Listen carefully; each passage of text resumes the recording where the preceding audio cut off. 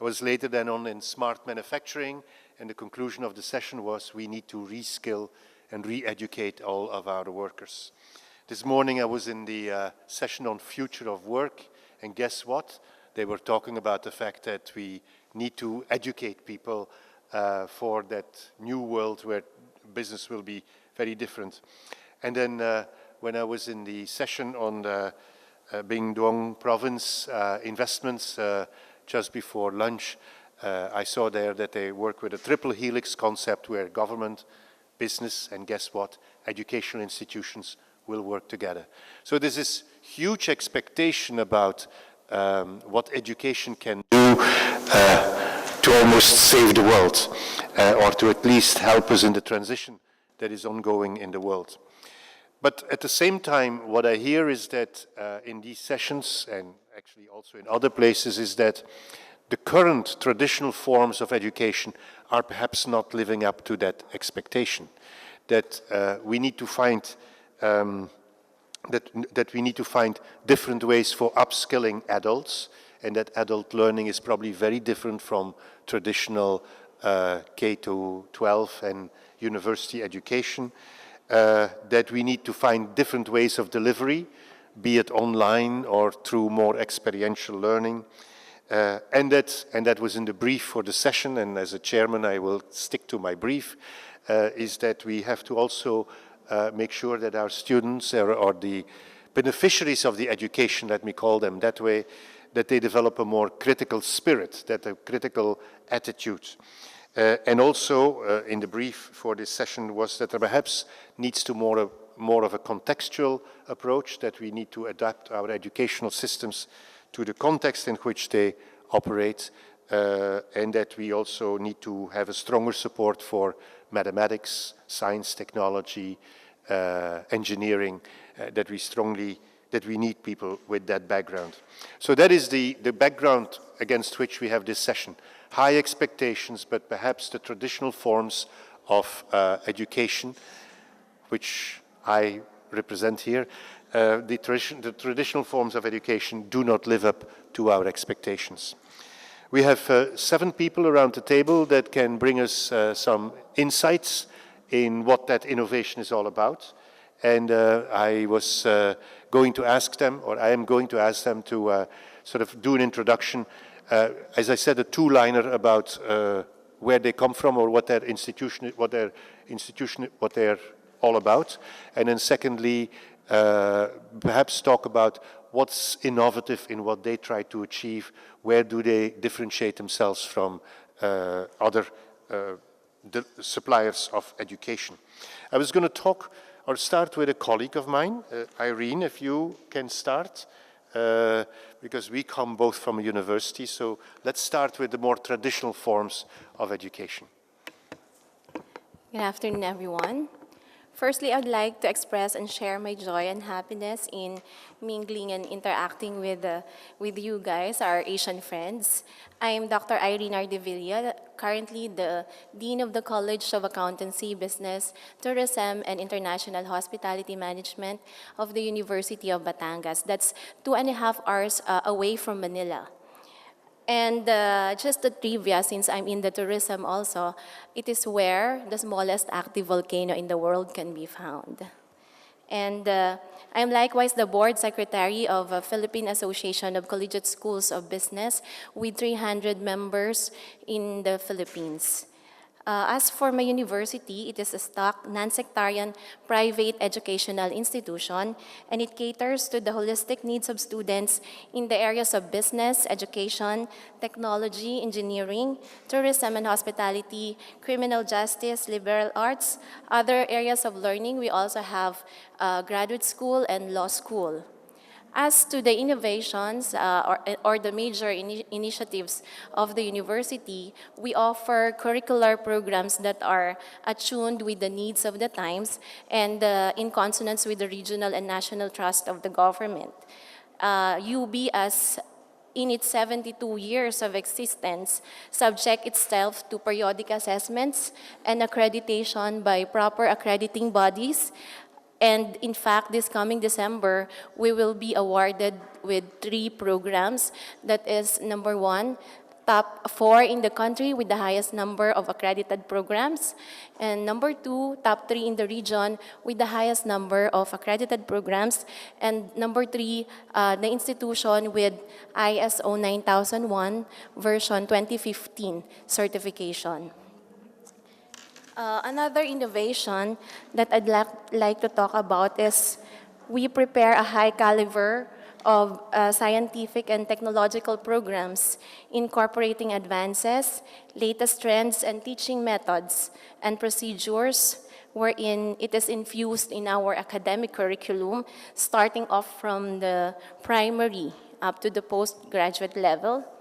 Our institution is likewise responded to the challenge in education sector by shifting from the previous 10-year compulsory basic education system to a K-12 structure. It has incorporated student-centered learning and an outcome-based curriculum and deepening focus on internationalization. As part of the internationalization initiative, we have partnered with Australian Skills Institute for the Diploma of Leadership and Management, in which our students were given the opportunity to earn Australian qualifications without leaving their home country. We likewise adhere to the ASEAN Mutual Recognition Arrangement, or the ASEAN MRA, on tourism professionals. And as to the question, what needs to be done to reorient Asia's educational institutions towards more innovation, we propose reorientation, examination of values, principles, goals, and understanding in terms of regional integration and friendly coexistence. We would like to also have a united Asian community, forging academic alliances among Asian countries, and espousing innovation and aspiring for the welfare of all. That would be all for me. Thank you. Interesting that you talk about partnerships to improve the education. Maybe to not say that I stay with traditional approaches, but Cam, you are running a school that tries to be different from very traditional schools in Myanmar. Moving from the Philippines to Myanmar, perhaps you can give us some indication. And it would be nice that we don't hear the telephones ringing. Thank you. Hello.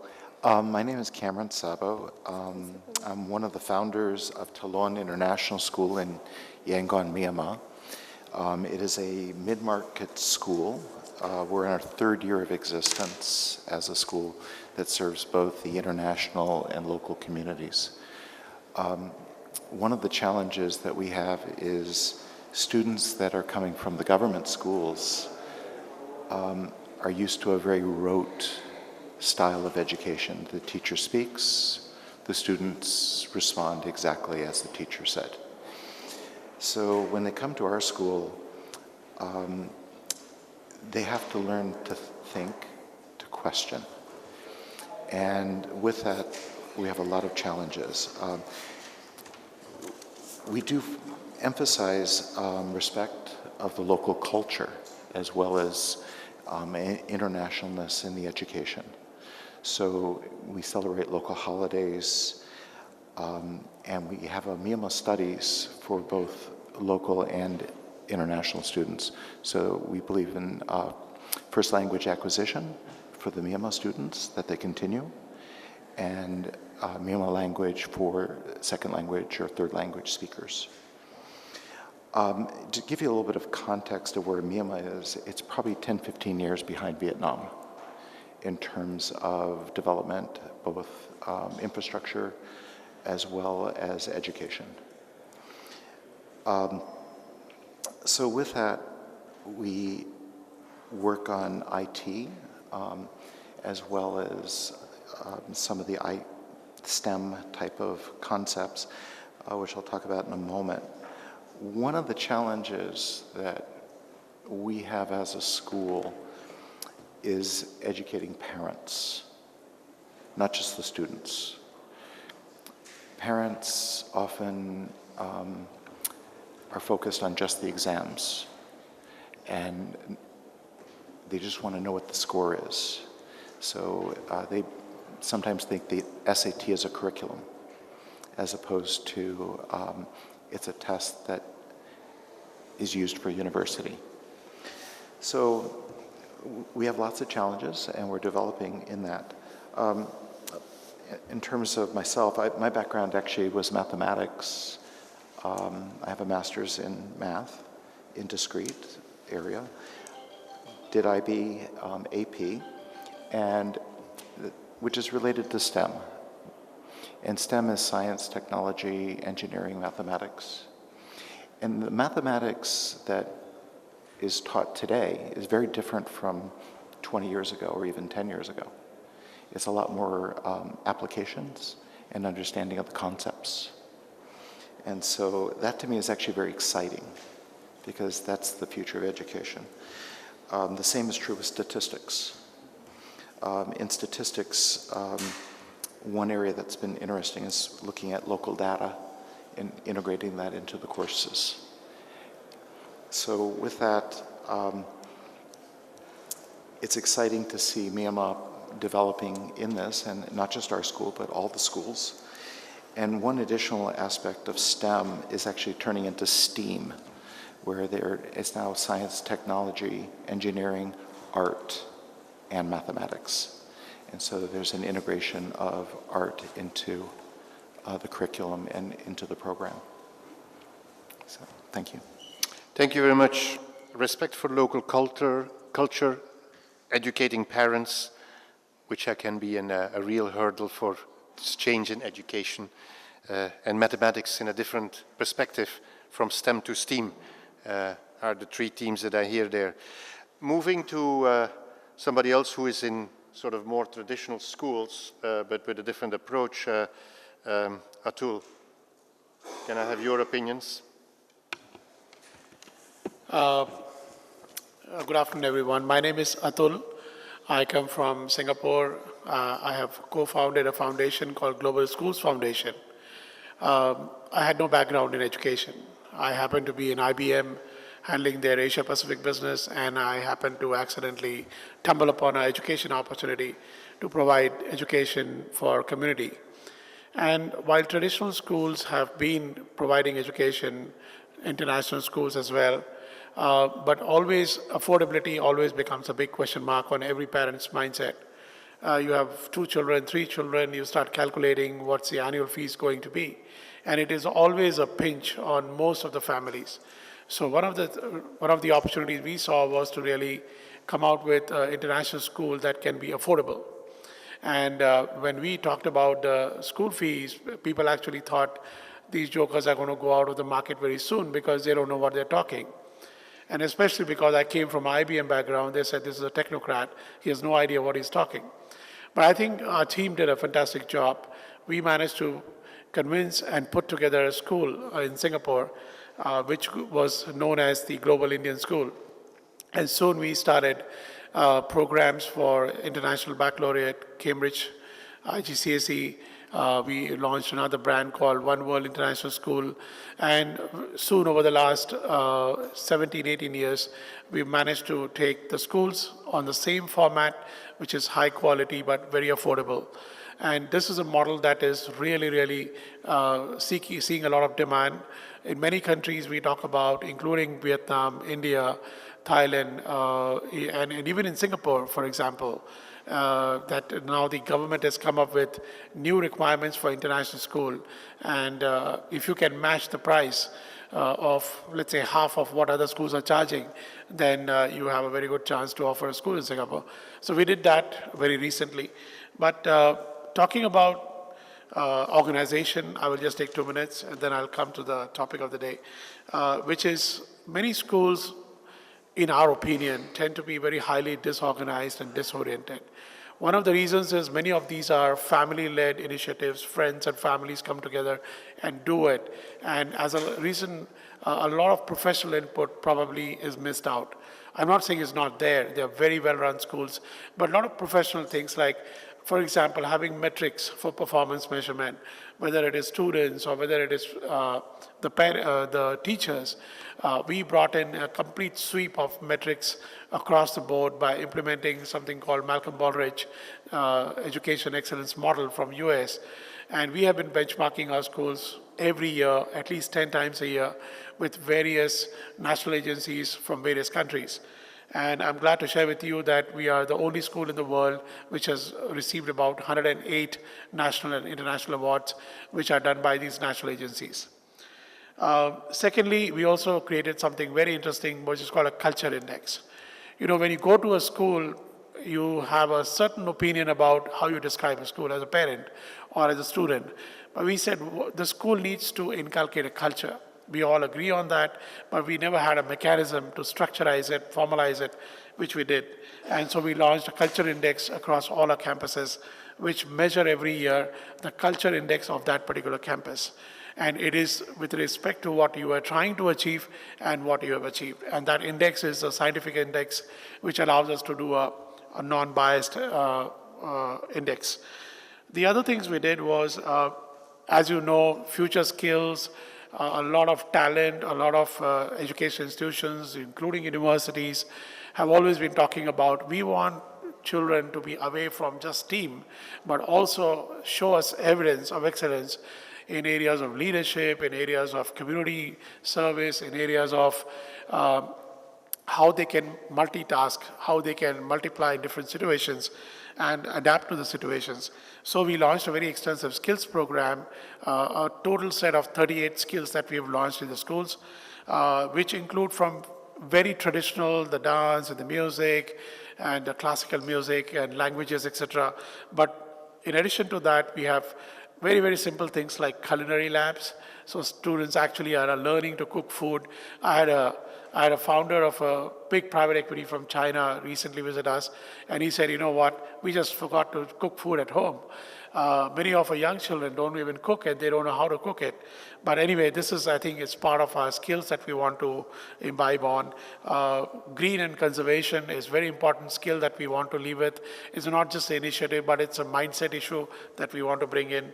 We have things like radio station and TV stations within the schools, but they are basically allowing children to develop their talents about mass communications and overall personality development, and things like digital design, etc. Of course, we also have, we have to live with what the current days are. Everybody wants to teach programming and coding in kindergartens. We don't think it's really appropriate. You know, you need to first do ABCD, then you go and do programming and coding. But what we've created is an age-appropriate program, which is able to very, very subtly take these kids into those areas without really being told that you are doing a coding or a programming. So we employ a couple of market products which allow us to do that. And I think what we see is overall, it's a very metrics-driven organization that we've created. Thank you. Metrics-driven organizations to make sure that education remains affordable. Talking about affordable education, Ajit, you come from a very different part of the world. Thank you. Can everybody hear me well? Thank you. It's an honor to be amongst the panelists here. To give you a little background about myself, I am not as involved in the education sector as most of you here are. I do sit on 2 boards of 2 schools. My background is we are in an investment company in Nepal. We're in real estate, pharma, healthcare, and IT. The 2 experiences that I want to share about my involvement in the education sector is I sit on 2 very different boards. One is at the board of the British School in Nepal, and the other one is the board of a charity school where students don't have to pay. We collect funds for them, and basically today we educate about 2,600 kids in that school. So I wanted to share a few of the things that has worked for us, what we've done differently. So the fact that we can we have companies and the experience that we can bring from the students, we've started something similar to internships. I can't really say an internship for high schools, but for especially when you're done with grade 12 and you have to wait almost a year for your results, there's a lot of time free. And what we do is we have these kids try to intern in most of our companies. So that's something that we've done differently. In our schools, we've also done given preference to computer labs, whereby there's a chance for them to look at things like Khan Academy, and there's a lot of interactive learning tools out there. So that's what we've done differently from the other schools. And the dichotomy between these two schools is one, I serve on the board of the British school, whereby the children who go to that school are mostly from the privileged family, so they've got at least the standard best of the best available out there. And on this social school, it's very different. So we're trying to see, okay, how can we get the content and the experience of this British school into the social school that we're trying to operate. So there's a lot of, we try to copy some things, but then again, the money is the issue. And I think I've noticed there's a lot of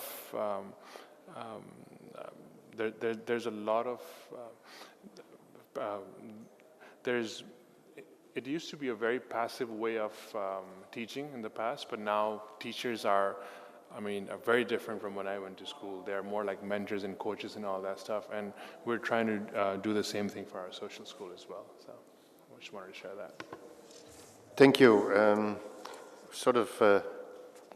We talked about affordability, and that was the reason why I made the link to Nepal, but also the idea of bringing experience from companies into the classroom, making it a much more active type of education is important. Which leads me to another observation that I made, that is education. Until now we have heard about schools, but education, of course, is not limited to schools. Parents educate, I hope so. Companies educate, or governments engage in sort of education. So perhaps we should broaden a little bit the idea of education to other types of institutions, and therefore I want to bring Balange in now. Yes. Hello, I am Marie. I am from the Philippines, and my organization stands for Shelter, Education, Ecology, Disease Prevention, and Service. What do we do? Okay, for education, we have gathered and codified the 5 disappearing languages in the Cordilleras by collecting their origin stories. With these, we were able to work with the Department of Education, and we had made it into a textbook specifically for the lower years, grades 1 till 4, so that they will know where they come from and they will have a sense of belongingness. Secondly, we also support indigenous knowledge systems, and this one will be a little bit difficult for some. We have decolonization curriculum. We also follow Waldorf, Montessori, and the Pickler methods, which already incorporate as early as 3 years old, but we are aiming to transition to 4 age levels before they hit kindergarten to grade 12, which is one of the innovations we are currently doing. And also, we have incorporated mindfulness into our preschool. We have checked before and after. The before is when the kids come in, we notice how they all work, how they have their focus, and then we try only 1 minute of meditation, wherein we tell the kids that you just have to be quiet, you sit down. And we have already noticed some anxieties among children, one of which is, of course, separation anxiety. The second one is they prefer to have light in the room. And the third one is they like to have their eyes open. And these are certain things that we are observing so that we know how to further address the situations. And with that, we have seen that with meditation, we have increased their focus time from the usual 20 seconds. Now, right after meditation, they can focus for 30 minutes. So we are already looking at increasing the time of meditation to maybe 5 minutes, and then we will incorporate yoga into the program. The other innovations that we are doing, we are having a participatory education with parents and the community. For instance, we have already worked with the Department of Social Welfare and Development for positive parenting, and we are also setting up a resource sharing, in which case we are targeting a cooperative with space, and that they will give us that space to build a preschool wherein 5 communities around that area who do not have the necessary area will be educated in our center. Then secondly, we are targeting third culture kids. In the process of that, we are looking at music and art so that we can see where we ground them, and then we can further their development in terms of learning. Fourthly, we are looking at cooperative education. This is a new program in the Philippines. And fifth, I would say we would be doing the community healing, which is something that not a lot of people are involved with. We go to a community, we learn their stories, and then the traumatic experience of that community, we had done this for World War II areas. And what we have seen with that is that once we have done the community healing, the school and the children become more focused. Thank you. Thank you. I think it's interesting to see that you use the communities as a source of education, or as a way of educating, which leads us to different ways of delivering education. And we have 3 groups or 3 representatives here that actually talk about different ways, online education, different ways of delivering education. I'm going to start with you, then move to Jim, and then to Ling. So good afternoon, everyone. I'm Janine. So I head self-education, and we create education technology products mainly targeted for children and youth who do not go to school or are in under-resourced areas. So I guess my context is a little bit different. There are close to 1 billion children and youth that either don't go to school or are going to school where teachers don't turn up for work, right? And in where I'm based, Indonesia, there are 20 million child laborers. So you can imagine that, while there are people who can afford to go to international schools or think about higher education, but there is quite a big amount of people in Asia, where we mainly work, Asia and Africa, right, that don't get a chance to. So we want to think about it differently. So how can we educate these people where they can't go to school because of economic reasons, cultural reasons, infrastructure reasons, etc. So we saw a very golden opportunity through mobile phones, and particularly through low-end Android devices. So that's how we started our journey. So we create educational game apps that facilitate self-learning. So basically our students are able to learn on their own. Our work is separated into 3 areas. First, we build on the fundamental skills. Then we look at job-specific skills and eventually link them up with employment. So we kind of think about that as a whole package. And so in terms of the major innovations on our side, so we all know that education technology is not new, but we probably also know that the massive open online courses have a completion rate of 1 to 2% industry average, right? So we know that there's an engagement issue. So what we have done that's radically different is that we assume zero motivation. So usually EdTech products are created assuming that there's intrinsic motivation to learn. And so we said, well, we just assume that our kids don't even want to learn, and how do we engage them? So just by like taking the responsibility of that engagement side, we managed to do 5 times, actually 5 times retention as compared to game industry average in our context. So that's one. Second thing is that instead of, and education games is not new as well, but how we have approached that and how we got our engagement numbers is really that instead of gamifying education, which means that you take what is kind of taught in the classroom and you add some cute characters and music, right? And tell the kids that it's a game. And our kids, they don't go to school that much, but they know what's a chocolate-coated broccoli, right? So what we did is that we kind of, instead of gamifying education, we edutify games. So we look at game mechanics that already work, that they love, and then how do we integrate, education elements in it? So with that, we really got a very good engagement rate as well. And lastly, in our context, everything is very bread and butter. My beneficiaries don't have the luxury to go to education just to gain knowledge, right? For them, they need to see a direct link between education and employment.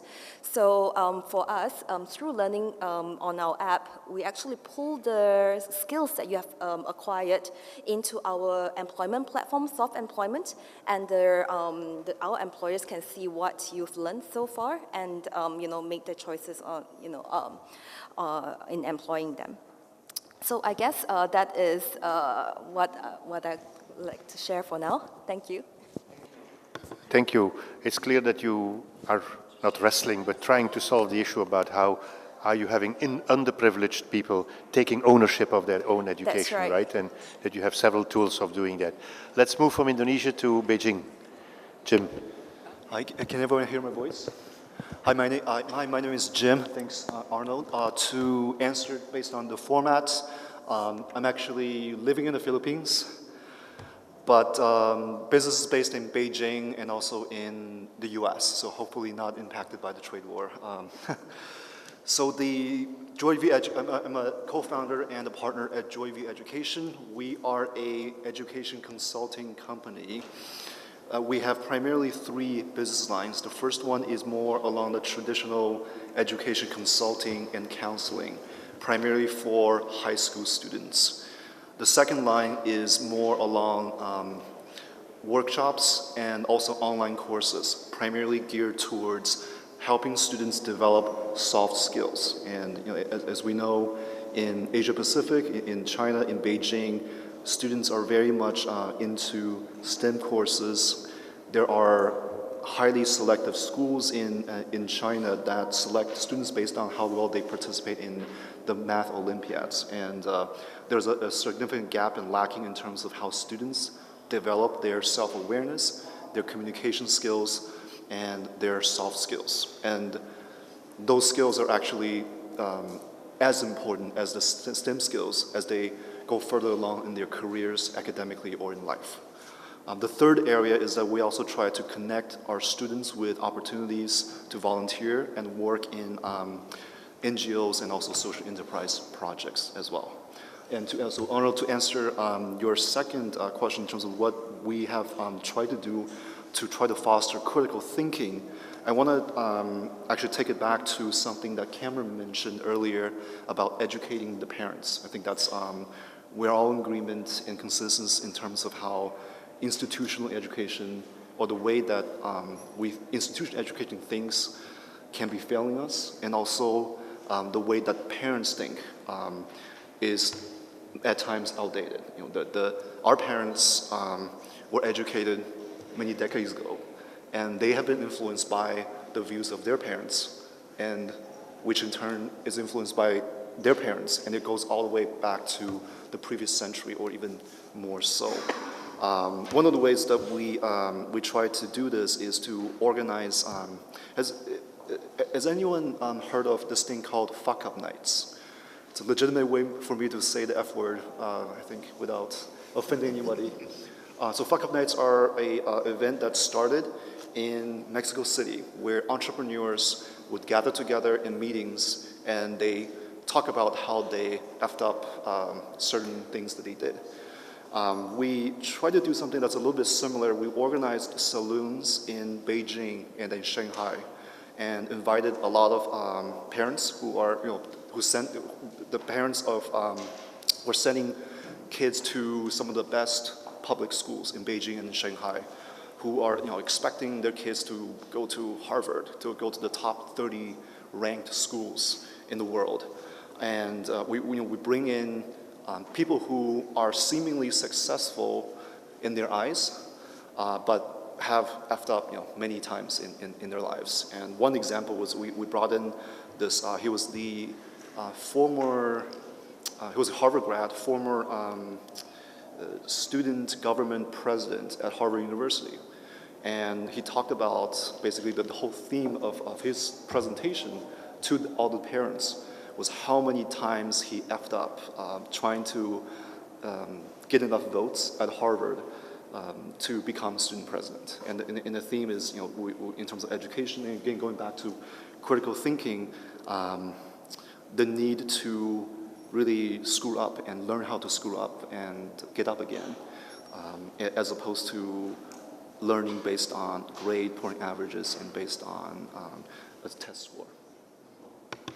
I think this is an interesting point of view that you say that actually, stimulating critical thinking in some of our students is not just a simple job we have to do, but it's going against generations of traditions that we have to overcome, and how can we actually find ways of doing that. And secondly, I hear a slight criticism on STEM subjects there, that you think that soft skills are more important?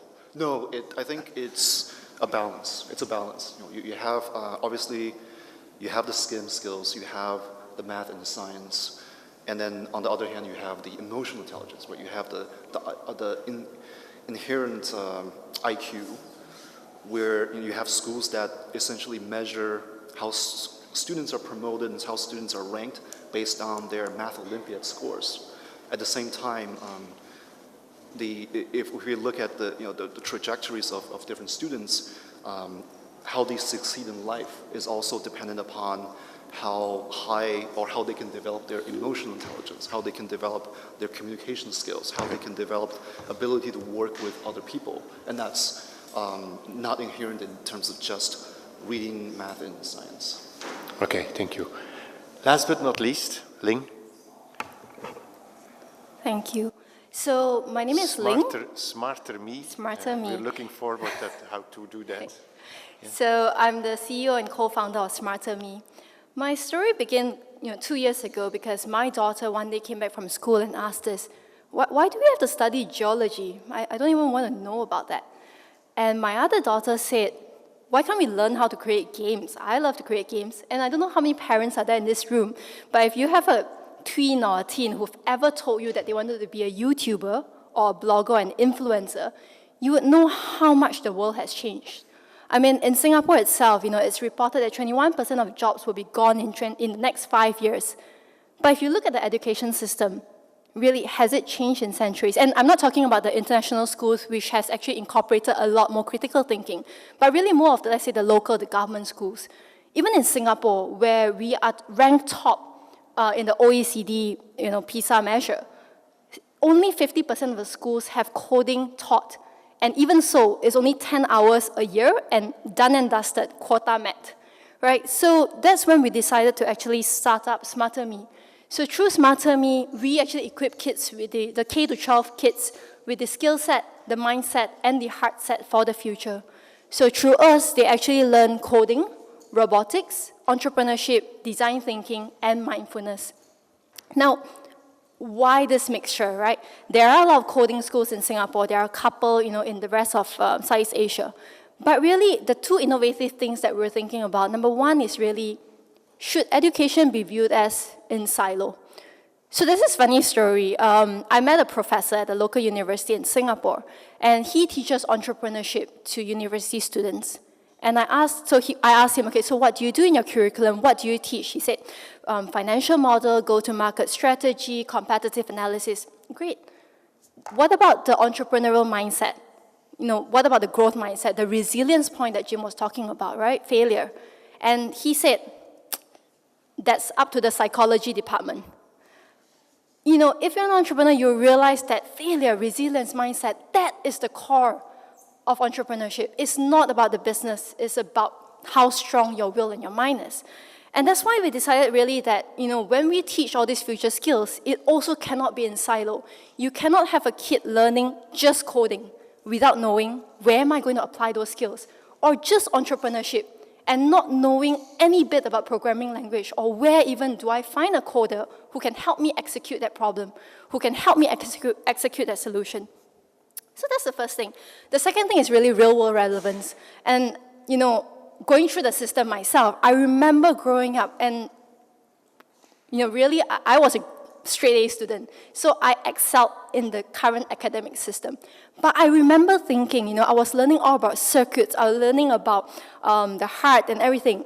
I had no idea where that fit in my body, So where does it fit in the world that we currently live in today and of the future?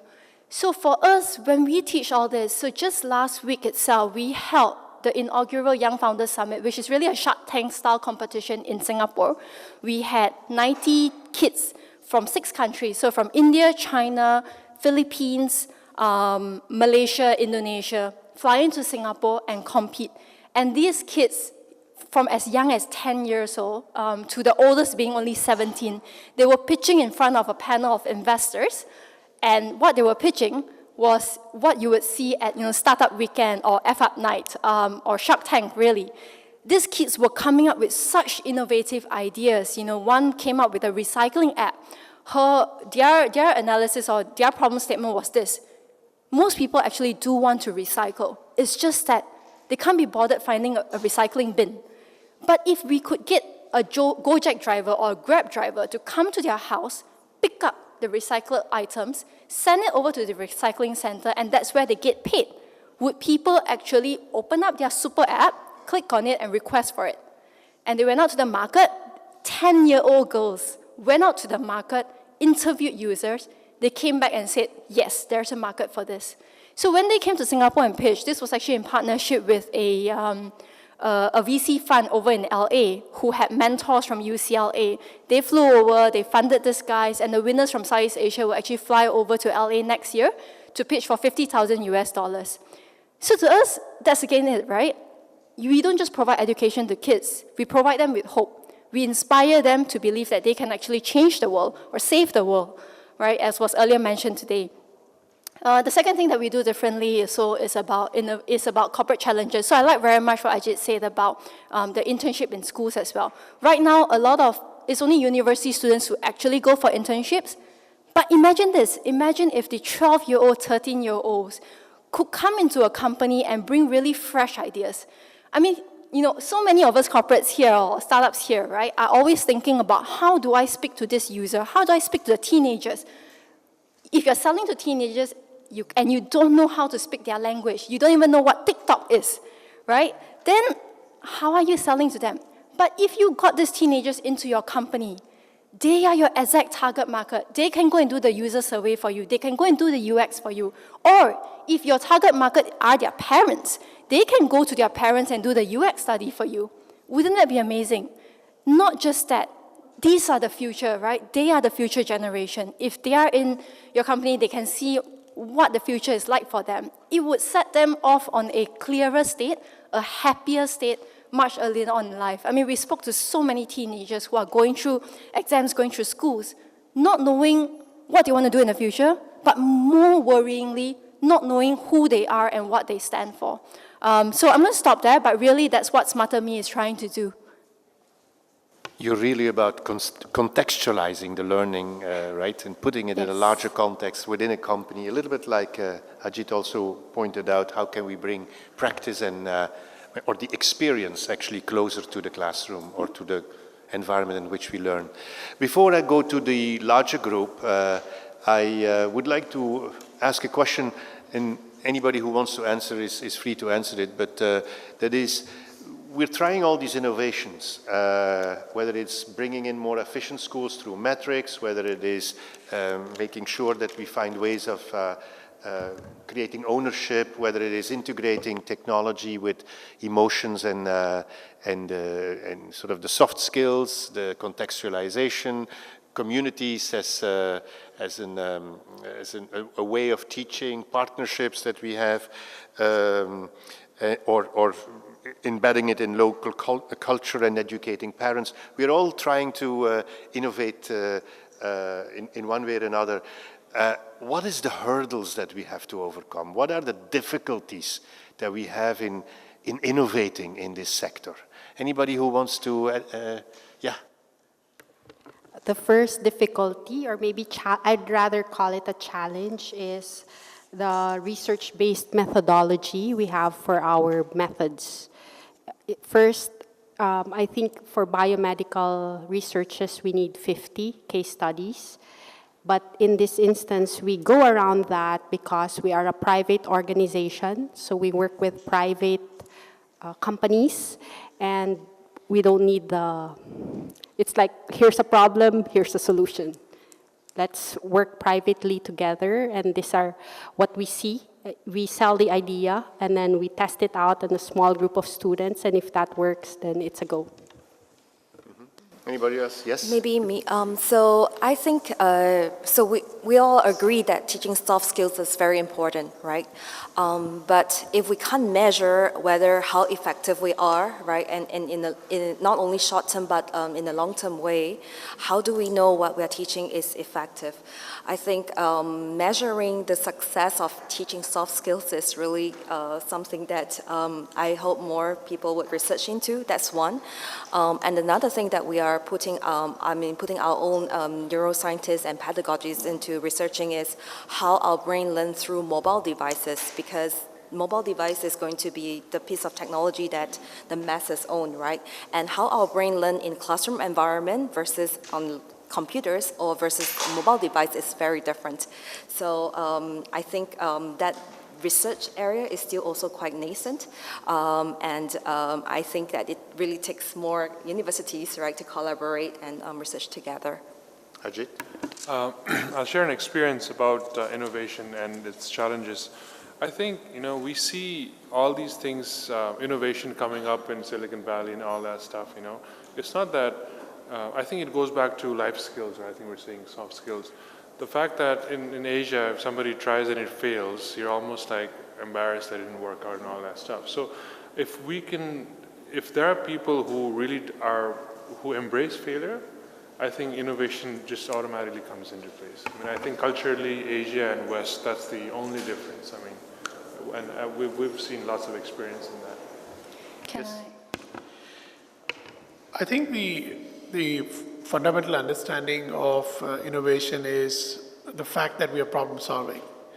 And the challenge we see in the age group of 3 to 18, or I would say 5 to 18 years, is that students need to understand, they need to identify the problem properly. And in order to do that, we try to help them with many professional tactics. So one of the things we do is we allow them to form quality circles. We do have an in-house entrepreneurship program, but at the same time, it's actually ground up created. So the quality circles of the students will actually take a live problem. Let's say if a parent is complaining about a toilet being not very clean on a particular day, they will go into the statistics, they will try and find out what the issue was.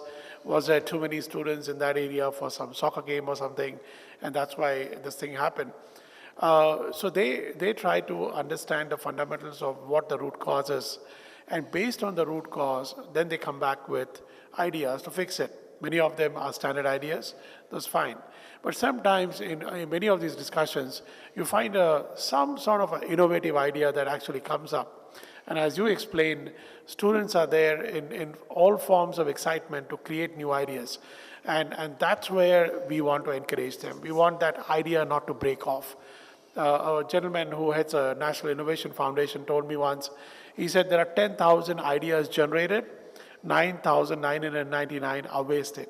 They never get implemented because we talk about it, we leave it in bucket. So we want these children to actually follow up on those innovative ideas.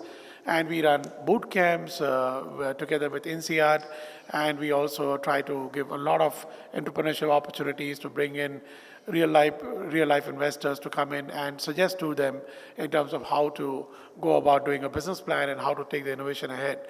So it's to really see our innovations be successful, you need to encourage the students and motivate them at every single stage so that they don't see this as, oh, I've done it, I'll pass it on to somebody and somebody else will do it. So if they see that there is a complete cycle of initiation of idea to a completion of an idea, I think that gives them great motivation, great confidence to really take up more complex challenges and more complex problem solving.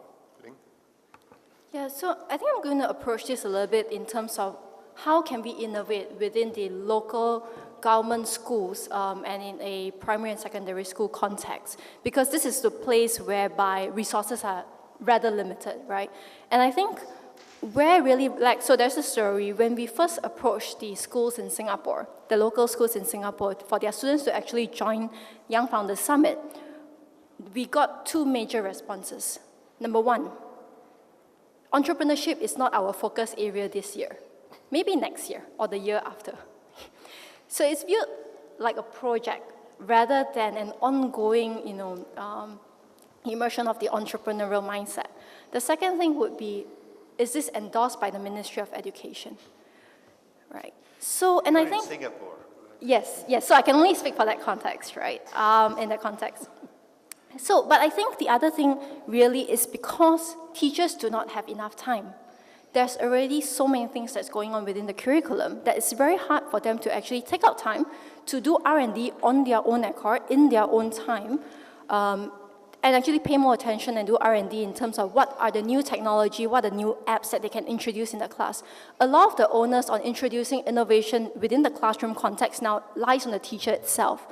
And so I think that Singapore has done a good move recently because they've just taken away midterm exams for certain levels and free up 3 weeks of time for the teachers to do inquisitive-based learning. Now, the issue is the teachers currently do not know what that means. So they're also trying to figure out how to fill that gap. But also, I've seen in certain schools how innovation actually takes place is when they actually hire an external head of design and technology, someone who has that autonomy to actually look specifically at innovative technology, at apps that can then be introduced within the school context and roll out to the students. Another interesting news I saw lately was how, and this just goes to prove how little resources teachers have at the moment, how little support. A lot of edtech companies are starting to find influencer teachers. So getting all these influencer teachers who have good followings to come on to try out their app and to promote it to other fellow teachers. And what's in it for these teachers? Well, the fact is that they get first-hand advantage in terms of first-mover advantage, access to these apps, and they get to promote it and use it for free. So it doesn't have to come out of their own pockets. So I think if a little bit more resources can be given to teachers from the school perspective, whether or not it's time, maybe even paying them a bit of time during the holidays so that they can come together, work, and find good apps to be used, or really allowing them more time to do more R&D in tech, that would be one way to help innovate. In the case of the Philippines, I think one of the challenges of the universities is going international because our regulating body, the Commission on Higher Education, is demanding all the universities to go international or internationalize their curriculum, and we all know that it's too costly. And in the Philippines also, we want the private education institutions want to level the playing field. However, it's very hard to compete with state colleges and universities because they are government funded, as well as the locally funded colleges and schools. Whereas for private educational institutions, we are heavily dependent on the tuition fees that our students are paying. So that's, I think, part of the challenges, but still, we need to compete while at the same time getting global and addressing all these challenges in the Philippines. Yeah. Jim? To answer the question and also to build on some of these discussions, two areas. One, in terms of mentality and mindset. and also in terms of on a more institutional level.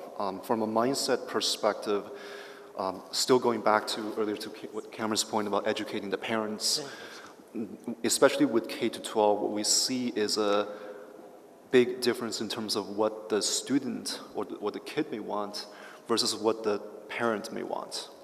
And in terms of whether you're innovating a solution and trying to sell it to the market, there's the student who is ultimately the user of the product or the solution, and then you also have the parent who is the gatekeeper and the one who actually makes a decision whether or not to adopt the solution. Yeah. And secondly, from a more institutional level, I want to build on what Lynn said and also what Janine said as well in terms of measurements. When we look at the institutional measurements, in China, you have this thing called the Gaokao system where students have to take this exam, which determines what type of schools they place in, whether it's Beijing University or a university somewhere else. In Singapore, I'm sure you guys also have the national exam. In the US, the SATs, the ACTs. And part of that, the reasons why they have the standard exams actually goes back to the resource problem. There aren't enough resources to basically determine who gets where. So there's a standardization process involved. And as long as there's the institutional and standardized ways of evaluation, people's goals are going to be aligned with that. And that's what we do see as a potential big hurdle in terms of innovation, in terms of change. Yep. Hi, I'm supposed to be on the panel, but I got in a bit late, so I apologize. But I am the founder of Golden Path Academics, and I represent the host country here that you're here today. And we are an organization that operates in the after-school and beyond school space, and we provide students with programs that help them develop 21st century skills. So basically critical thinking, problem solving, and collaboration, etc. In Vietnam, we operate mostly in the urban areas, working with private school systems and directly with parents and students. And one of the challenges that I find in trying to introduce new programming into the education space is even though we are solving a problem of how rote learning and test-based systems are creating these passive learners and people who are not quite ready for the workplace, we're still coming up against the priority problem. So if the education system and the public system here is very powerful, we have 15 million students and the majority of them are in public schools, where the system and the policy is designed to generate test scores that pass certain thresholds to get into the next levels. And so skills are not quite factored into that equation yet. And I think there is a little bit of effort to recognize that skills are needed in the education system, even though in the workplace, everybody is screaming that we need to educate, train skills, not knowledge. But in the education system, we're still testing for knowledge. And so the mismatch of those two kind of outcomes are creating the issue of where do we spend time, like what do students spend their time working on? And parents are worrying that they're not going to get the good grades and passing the test, then they're not going to let them participate in activities and programs that actually develop their own competencies. And so I think there needs to be a catching up process between the education system and the workplace, and then people like us in between are going to try to bridge that gap. And so here in Vietnam, we're seeing that there is a recognition, but not yet translated into policies and actual kind of mainstreaming of education programs. Do you think that this will come first from the private sector, or that the government will drive this? I'm sorry? Will the change that you are proposing, will it first come from the private sector? Yes. Or, yeah. So in Vietnam, it's mostly going to be private schools that are taking up this because they are more market-oriented, right? They respond to the parents and people who want that for their kids. And, but I don't yet see public schools really following suit and with real kind of interest. It's more of meeting the requirements that if any is in the policy, then we're going to check that box, but it's not a real investment from public schools yet. Yeah. You were talking about the challenges that exist. One of the things that I've noticed in terms of embracing failure in technology, students often are very good at this, and it's the parents that are not. A big issue that we deal with in Myanmar is tutors. Parents seem to feel there's a need for a tutor for just about everything, and that seems to lead to a complete lack of independence and the ability to work on their own, which later becomes an issue in terms of universities. I don't know if that's in other countries that are a bit more developed. Maybe somebody could address that. I'll open it to, yeah, I see somebody over there. Can you introduce yourself? So my name is Thang. I'm from Vietnam too. I just want to add some of the thought from Hiền sharing. So 4 years ago, I bring Fab Lab model to Ho Chi Minh City, and we foster innovation and critical thinking among the youth. So we follow the Fab Lab of the MIT in the US, and at first we start our model is quite simple. So it's like we gather every youth that we can find on Saturday to discuss something, and they feel free to share anything that they want, and they can challenge each other. There is no stupid idea, they just share it. And if we found something that interesting and we can do it, so we make it happen. It's like can you imagine that a cooker can use Facebook? So this is some of the idea that some of the youth that they pop up. And 4 years ago, we make it happen. Just imagine, 15 minutes before you go to your work or you go to school, you just put the rice on a cooker and left to work. And then 15 minutes before you come home, you just put the bun. No, actually you put some of the message on the website. And then the cooker automatically cook. And then when it's done, it send a message on Facebook, tag every member of your family, say that the rice is ready, come home, enjoy. So that is something that we make it 4 years ago. And it's come from a group of young, energetic youth. And from my side, it's like if we talk about the critical thinking and how to increase it, we should think about the environment where the youth feel safe and comfortable to share their own idea, to share their voice. And that is something that lacks up in our education system, where the teacher still say, hey, listen to me, I have something to share to you. And if you don't listen to me, your score gonna be low. And get what the students say, when the children come back to school, to their house, their parents look at their score and say, hey, what happened? What did you do in school? Actually, did you learn or not?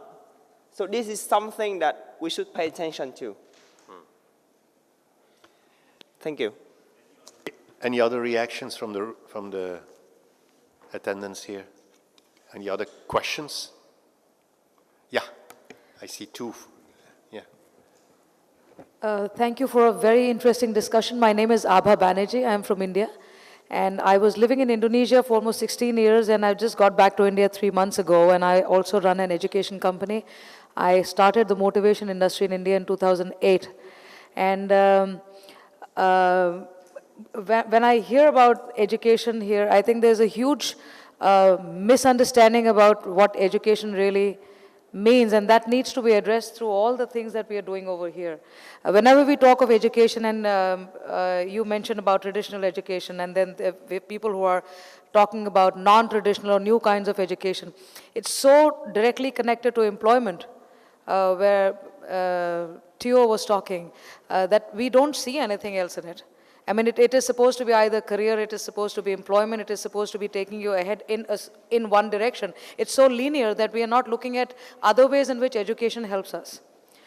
So that is one of the factors that I think most educators should be thinking of, incorporating in their own whatever ways that education is needed for your own personalities as well.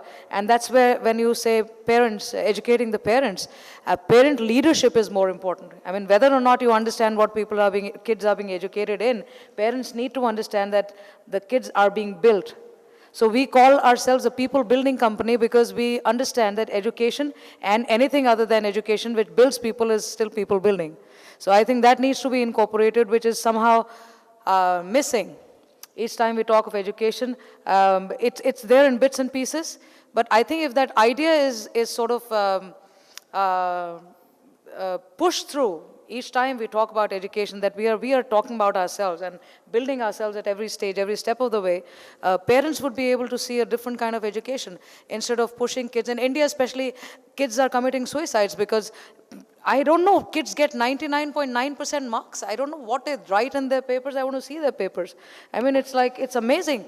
We used to get 60%. We used to be very happy when I was studying. So I'm amazed at this. My kids are in school now, and I keep telling them to calm down. I mean, I'm the other kind of parent. They are like all over the place, and I say, calm down. It's okay. It's okay. We'll figure what you'll do if you can't get 90.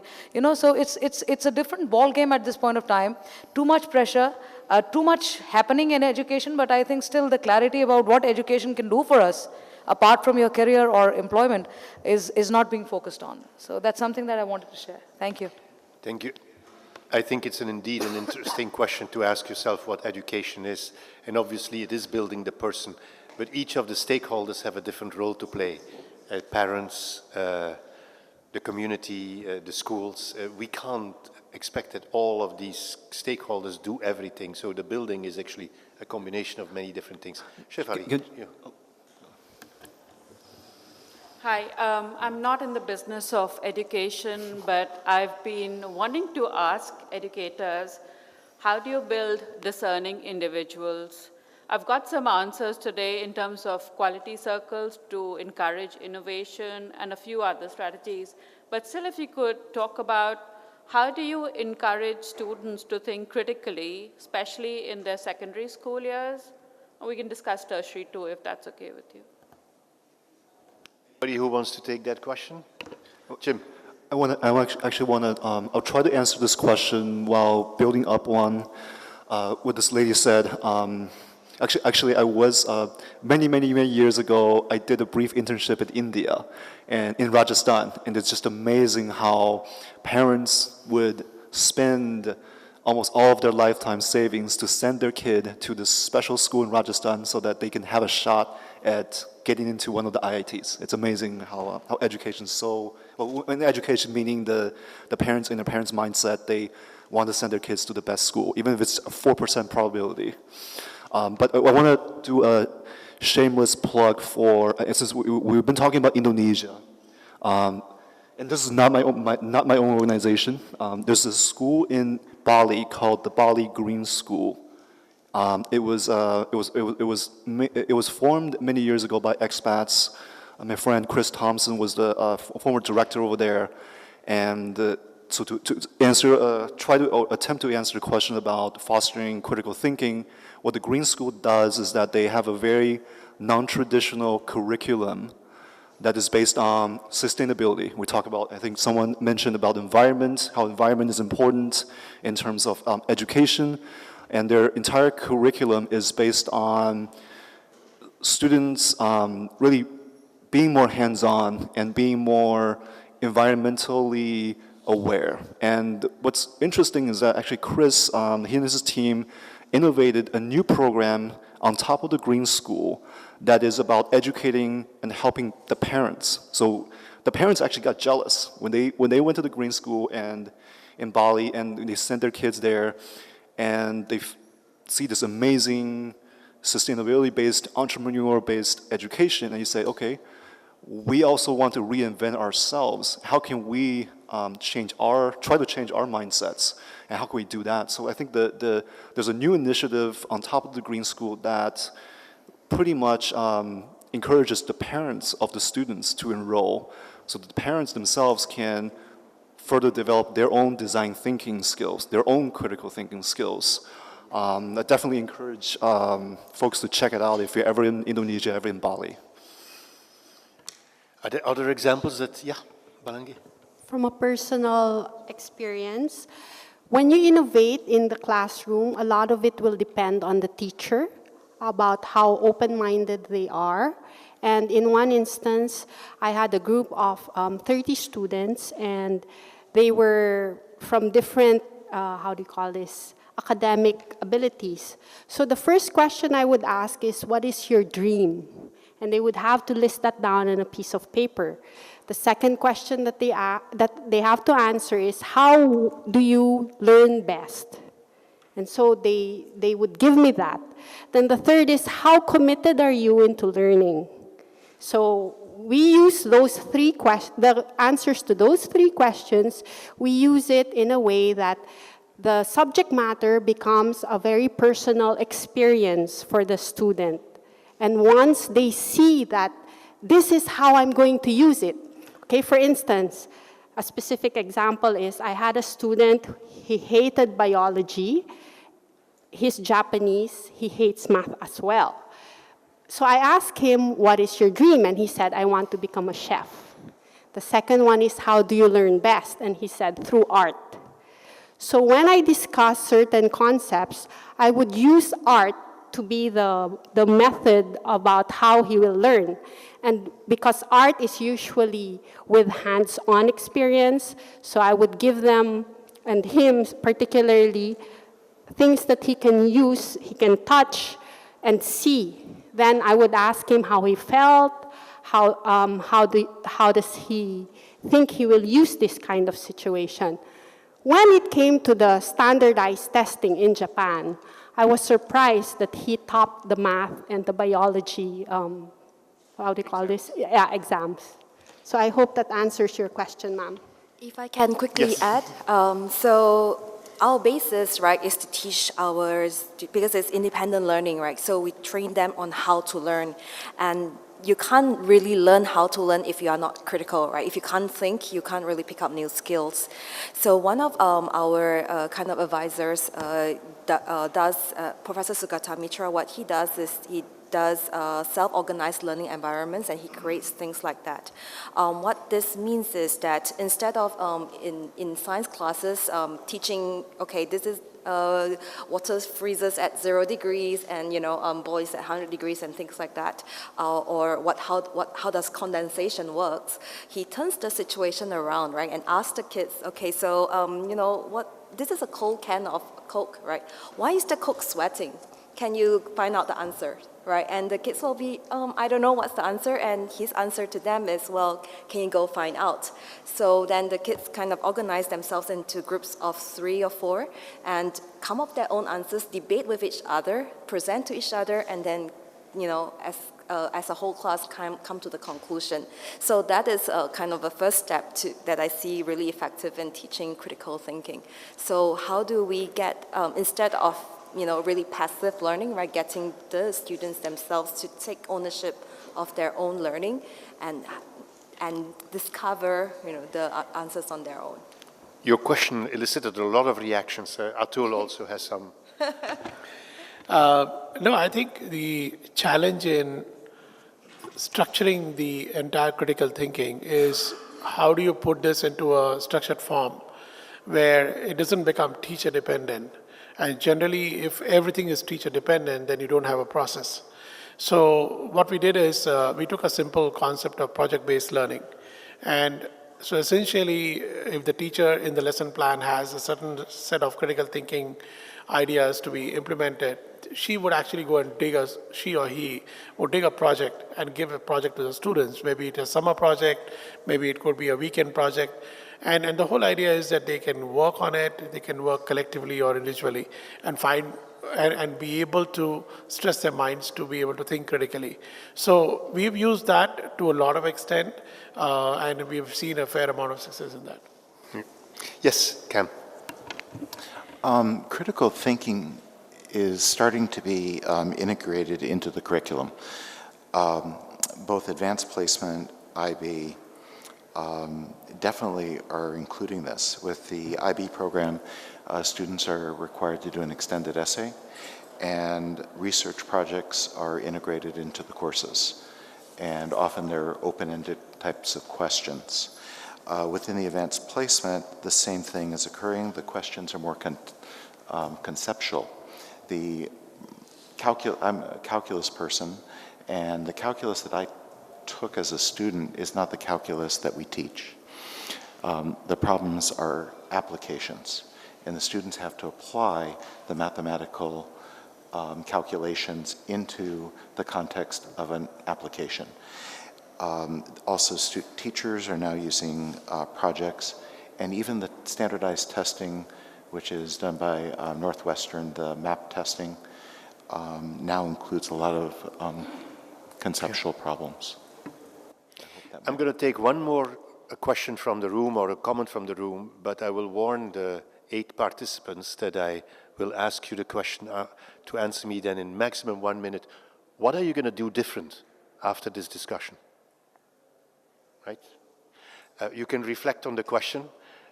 Is there any other comment from the room? Yeah? I hope this doesn't take the conversation in the wrong direction now, but I was quite struck by the last few comments, particularly Cameron's comments around what constitutes critical thinking, which is, I think, is coming down to a definition around problem solving and so on, and being creative in that problem solving. But I wanted to introduce just another aspect of critical thinking which hasn't been picked up in the room so far, and I think that's to do with uncertainty, ambiguity, and complexity, really, that many of the problems that our students, whether we're talking about year 5, year 10, or tertiary students face, are actually problems to do with ambiguity and uncertainty and complexity. They're not just to do with solving the problem, for example, of why does a can of Coke have water on the outside of it, or and those sort of STEM problems. And so in thinking about where we're going with all this, I hope that our curriculum will actually introduce people to the problems that our world faces as ambiguous problems, not just solvable problems. Yeah, I think that's an interesting idea. Ambiguous problems, not solvable problems. Ladies and gentlemen around the table, I'm going to give you the task. What are you going to do differently after having heard this discussion? Is there something actionable that comes out of it? Ajit, thanks for willing to it's an easy one. I think I'm going to teach the parents something also. Yeah, definitely. Yeah. Can I go around the table? Ling, what are you going to do differently? So I think I'm just going to answer. So I didn't mention parents because that's something that, you know, we can talk until the cows come home and we won't be able to solve this in this room. But something that was mentioned by this gentleman over there, which is the ambiguity part. So one of the things that we actually teach is design thinking. Now, this is a relatively new buzzword to certain people. But essentially, that's what it is that how do we think about solving problems without having a clear answer? Because the problem that you are facing, it could be, you know, how do I make this bottle of water better? Depending on who your user is, the answer to that is very different. So with that in mind, it's not even an engineering-based kind of decision-making or critical thinking or problem-solving process, but it's a very human-centered problem-solving process, which I think therein lies a lot of ambiguity and uncertainty, and every child will come up with a different answer. If one thing for sure, I would think that as we approach education, and that's something that we're going to focus on a lot more as well, is that we need to involve the kids in this. We can't be solving education for them, standing from a teacher or a parent point of view. And, you know, as we've been running Smarter Me, one thing that struck me really, really deeply to the core is that as much as we seek to inspire them, most of the times they inspire us. And how can we bank on that and encourage that a lot more? Thank you. Giao? For Vietnam, I think that policymakers are still the one who's going to have a lot of influence into how our system is moving. And But as much as I want, I have not yet done enough of a job of engaging them in that dialogue. And so I think we need to engage more with them. Palangit? In my case, I will be meeting with the parents and we will be putting a lot of the work of the students online. But then there will be a data privacy thing that we will have to encounter because I want them to have a repository of what they have thought at this age, and then we will be tracking that. So once they are of age, maybe to change their life course, they will be able to look back and see how far have I gone and where am I going. Irene? As for me, I learned a lot from this session. Actually, I took down notes, but I still stand to my proposition earlier in forging academic alliances among Asian nations. And I just hope that we will continue to be united and be one as a team, where we will be ensured of our aspirations enunciated today in Horasis will be aptly realized. Thank you. A short suggestion, and what we would like to do differently is really give every student a chance to innovate, every year or during every term, and really make them feel happy about the fact that they've achieved some innovation. And I think that feeling and that experience and exposure is going to be going a long way for the student to come up with new challenges. Janine? So it's interesting that everybody seems to be talking about involving the parent. So the way that we came up with our solution was actually we told the teenager in Jakarta and the teenager in Bandung, and suddenly over a week we have 100 teenagers wanting to learn through play, right? And we created our product ground up with just the teenagers themselves. And of course, we have parents wondering what the teenagers are doing with this game-like looking thing, right? So it's really a good reminder. And in my context, a lot of times that parents are the one that is the barrier to education, right? They're the one who makes the children work, right, and so on. So it is just a really good reminder that we need to not only educate our beneficiaries, but also the parents. And another thing is, what I really like is now there is a lot more emphasis on soft skills, and critical thinking skills. So I think we need to do, more work on that. Cam? Definitely, I think I'd be looking at the integration of soft skills into the curriculum. And I really like the idea of looking at schools, education as people building. Chip? I think that was a great point you made about people and students needing to learn how to deal with ambiguity. That was a great point. And just to build on that, and also, Arnold, your point earlier about the future of work. One thing that I would love to do, because parents and students, they frequently ask me and some of my colleagues, what should I major on? What should I study? I would love to build a workshop or talk about ambiguities around the future of work and how can we deal with that as students. I was supposed to summarize this thing that's in my brief that I got from Horasis. This was a very rich discussion, and I have 8 points that I wrote down. Now, that's far too many, 8, but it's a lucky number, so maybe we can do something with it. The first, and it's not in order of importance, I have to say, it's more in order that they occurred during the discussion. But the first word that I would like to mention is partnerships. We can't do it alone. Whether it is partnerships on an international level, partnerships with communities, partnerships between schools. Education is about partnerships because it's building the person, and we need to fully embrace partnerships in this new form of education that we are looking for. Secondly, it is obviously clear that education is becoming, thanks to the mobile devices that we have, it's ubiquitous, it's everywhere. You actually have your student available all the time.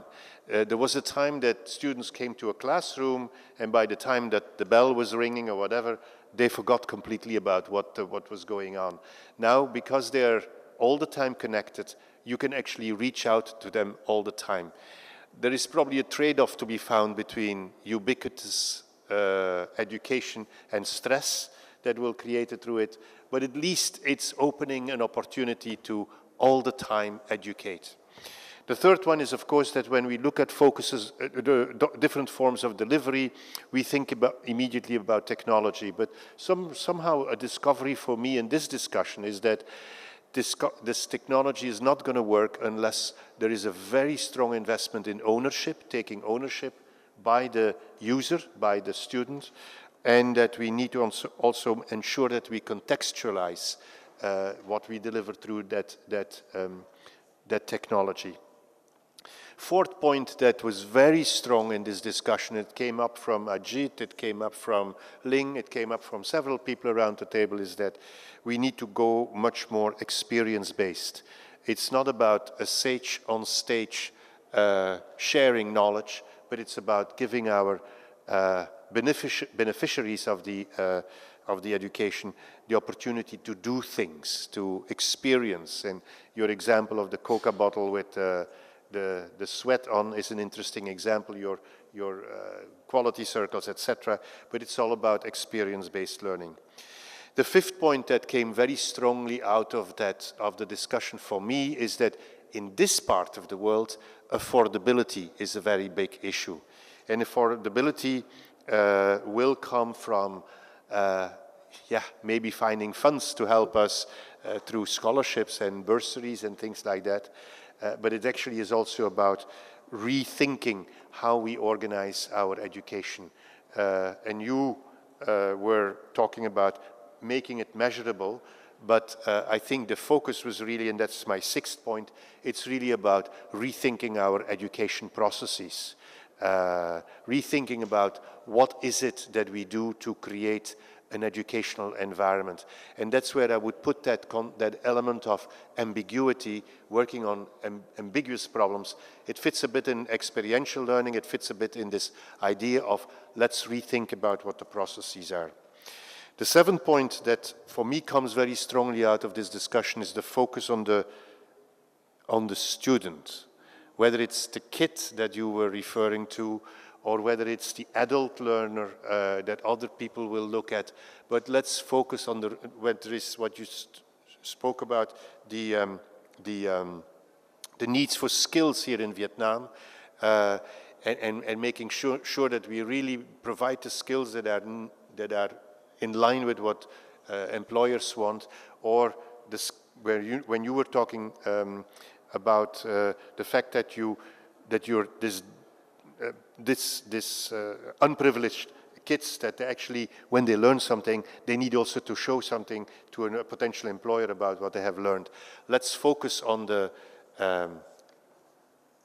beneficiary of the education, whether that's a kid or an adult learning.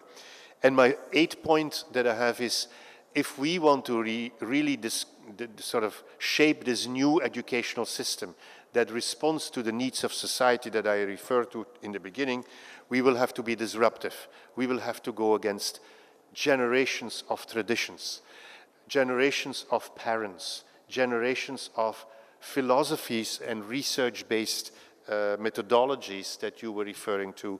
We will need to have different ways of measuring the effect of soft skills, etc. We actually are in a very disruptive environment, and we will need to do a lot more research on how we are going to go against tradition. I think this was a very rich discussion. Thank you very much for having sat through it and helped the discussion. And I am exactly on time. Thank you very much.